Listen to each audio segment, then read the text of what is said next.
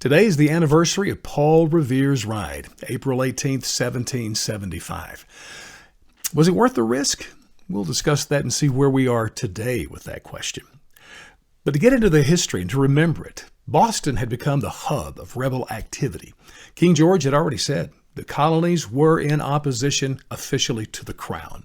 So war had not broken out, violence had not broken out, but it appeared to be coming.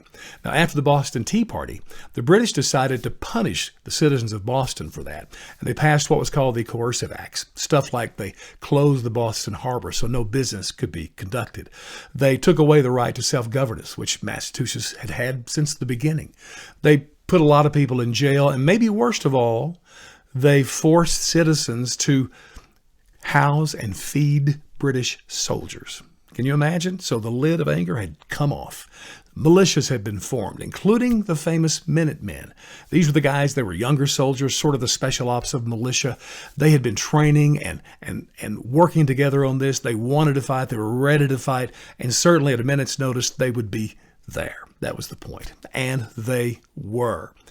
So the Patriots heard that it was going to be tomorrow when the British were going to go to Lexington and Concord. These were two little villages outside of Boston where the Patriots had been gathering arms and ammo in preparation for a war. British intended to take those. On the night of the 18th, Paul Revere and another courier, William Dawes, were sent out. They took two because, well, one might be captured or killed.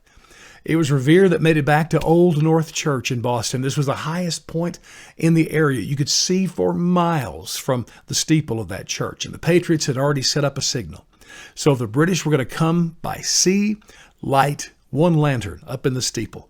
If they were coming by land, 2 lanterns were to be lit in that steeple. So 2 were lit, and the militia knew, and they met them in official battle the next day. It was rather bloody.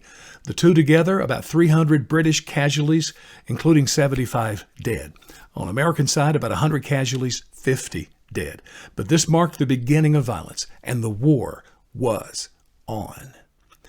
Let me tell you how risky this was for the people in Boston. Number one, this wasn't a nation at that time. There was no formal constitution or connection together. So they had to be wondering, hey, I wonder if Virginia is going to join us in this, because Virginia, of course, was the biggest of the colonies, the most able-bodied men. But, of course, we know from George Washington, Patrick Henry, man, they showed up willing to risk it all. And you also had the situation, which is incredible to me, that many people living in America remained loyal to the crown and were willing to fight against their neighbors. Even more crazy or terrible for the Americans, the British would arm and resource the Indians to fight against the Americans. Yet, it was worth it all to them. You know, it makes me wonder today if those of us who've experienced and celebrated and enjoyed these freedoms, are we willing to risk it all to preserve them? After COVID, I don't know. During that time, obviously a virus is worth giving up our freedom. Maybe it's time for us to have a real gut check.